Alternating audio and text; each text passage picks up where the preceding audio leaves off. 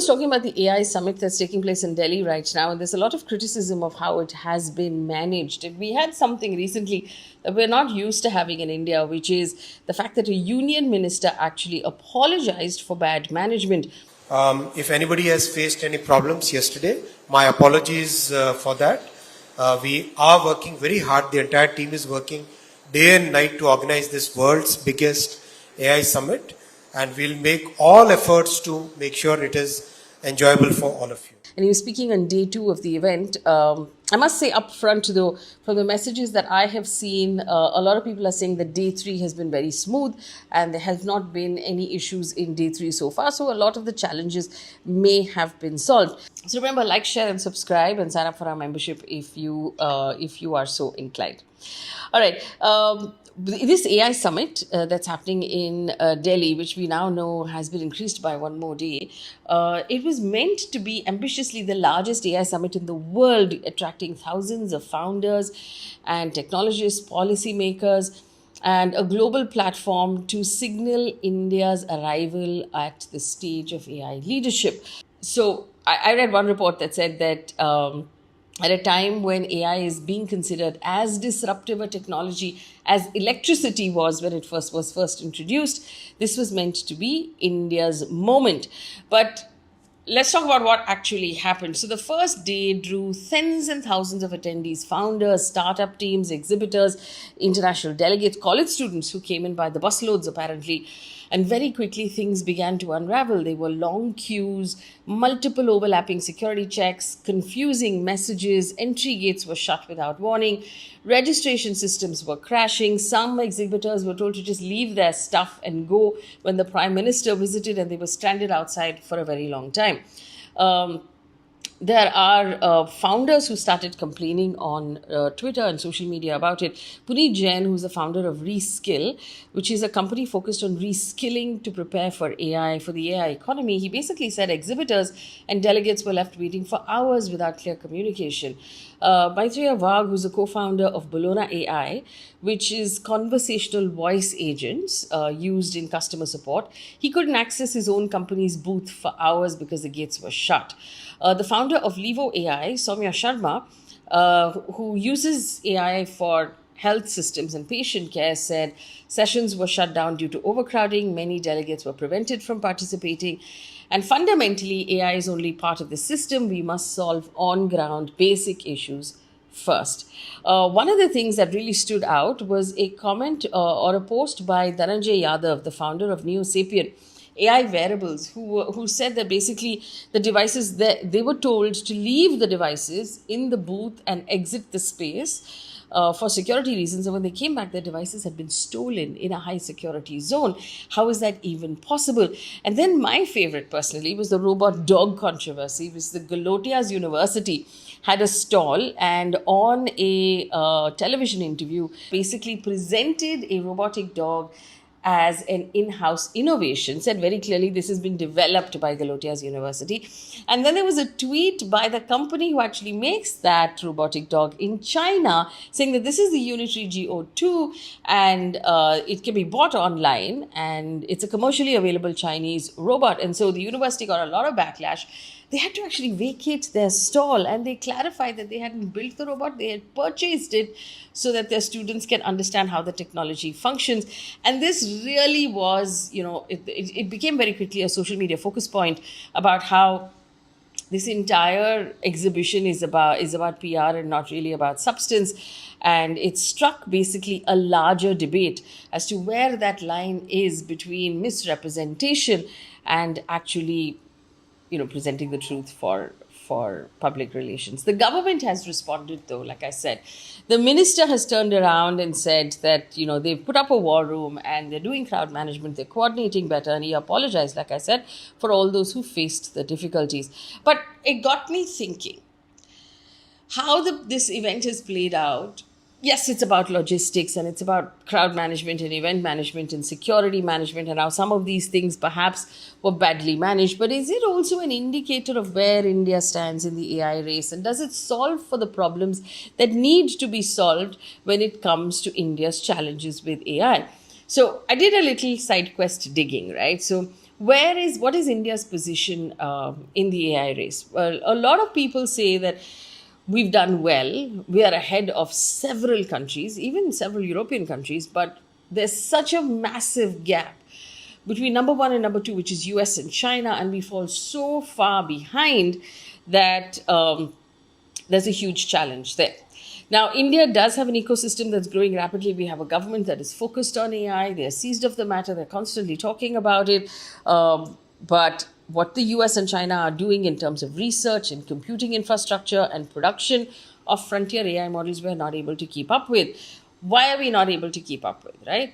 The massive gap is that we don't actually build any of our own models, that we're actually only learning how to use the models that somebody else is building. So AI leadership today is driven by companies like OpenAI, Google, Meta, and of course, and we'll get to this, the physical infrastructure in NVIDIA. So basically, these companies have had research that's been funded for years without any immediate commercial pressure on them.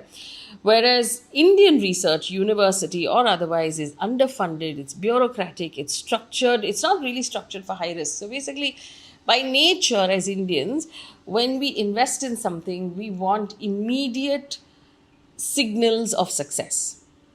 And we want to see, a pathway to success. And we don't like failure, especially when there's money involved. And a lot of times, companies like Google and Meta and, who are building large models at this point, they are pouring millions into into research for years without real expectations or pressure of commercials immediately, and that is how they managed to get where they are.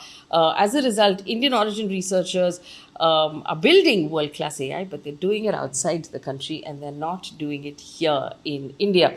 And that's the massive gap that so we have the talent is just going overseas and doing it in countries where the research elbow room is available to them, the infrastructure is available to them. The other second limit is of course, the physical infrastructure, the large-scale GPUs that are necessary, which is basically ability to compute millions of pieces of data at the same time. And we need to be able to build this advanced GPU right now is being made mostly by NVIDIA. And of course, there are companies now coming up in China as well. They say that they can do it faster and cheaper. But Indian building capacity is very, very late to that party. And so without the ability of without this computing ability, researchers simply cannot train and test models because they don't have the infrastructure to train and test models. Doesn't matter how, talented they are. The third problem is, of course, semiconductor capability. AI is not just software, it's also industrial hardware. So we need advanced chip fabrication. We need control over accelerator supply chains, domestic chip design, which we don't have. So the US, China, Taiwan, South Korea, they treat chips like national security assets. India is catching up, but we still have long-term dependence on all of this. So fundamentally also, we need fast, like I said, the way the Indian system functions, we need to see revenue, we need to see predictable results. And our ecosystem, when it funds, it likes to fund these things. It likes to fund predictable exits. It likes to fund services. It likes to fund SaaS. But if we want to be at the forefront of AI, we need to have massive upfront investments. We need to have long timelines. We need to have a high probability of failure, which we simply in personality, I think, are not used to having. And so that is where there is a massive gap. And of course, as has been written about a lot, Indian universities don't have the same kind of labs that do research. And we don't have public funding for those labs as it happens overseas. And so we're falling back in terms of what our scientists can do, which is why most of our scientists are leaving the country. Fundamentally, what it goes down to is simply this. India is very good at using AI, and it's likely that in the whole world, we're possibly going to be the best at it. But we're not good at owning the AI. So where does that leave us? Remember, we're in a year right now where we've talked so much about Trump and his tariffs and how we're going to counter China and how it's important for us to counter China. And you're entering the world of AI where you are dependent on these two countries only for to use models that they own, and we will base then our entire public distribution system, our governance systems, our healthcare systems, the ability to run data, the ability to understand the functioning of our own country. We're going to base all of this on their models that they own. And that will leave us very, very, very vulnerable to these countries. And we'll constantly be playing like we'll have to like play one against the other unless we build our own capacities. So where are our own capacities and where are we falling short? Of course, we need to fund and we need to find the GPUs and build that infrastructure. We need to actually build frontier research adequately. We have to put, and this is what was showing up most in the AI summit, right? We have to put builders at the center of this plan. So founders, researchers, engineers, not consultants and committees, and not bureaucrats from the government, but actually the people who are doing the real building. And the government must act like an anchor customer. Here's where we actually fall short. So the Indian government will have these big events, but like has been the case in other countries, the government should also be the anchor customer. So it has to be buying and scaling real AI solutions as well. And when it becomes the customer for something that someone is building, that gives them the confidence, the investment, and then the funding follows to build better. We have to unlock data responsibly. We have to, go all in on Indian languages, and we have to stop treating chips as they are optional and start figuring out how to solve that problem for us as well. India is hosting the AI summit, so it's a good time now to actually review where India stands regarding artificial intelligence and where we stand, scaling all of these things in comparison to China and the US. But fundamentally, India needs to solve for some massive problems, and these solutions are not solutions that are going to come from panel discussions at events.